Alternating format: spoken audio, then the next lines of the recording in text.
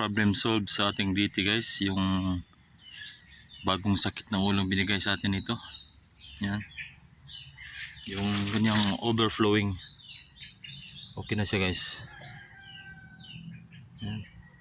So yung pinakita ko sa video, yun lang yung ginawa ko. Nag-adjust lang tayo ng float valve.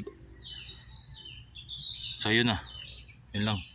Tapos sinil natin ng sealant yung ano niya, pinakagasket, kasi hindi siya ganong nagsasara, naglilik siya sa gilid. So ito, kung napapansin niyo siya, ito yung tuyo na siya guys. Yan,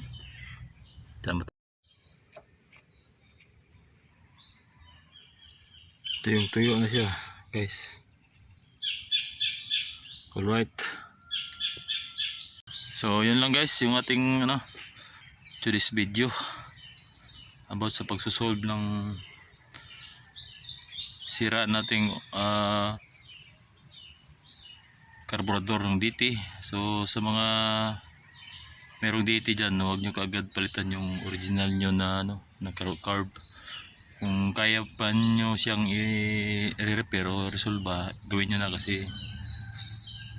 original to, at saka iba talaga yung binibigay na nito performance kaysa bumili ka ng mga replacement.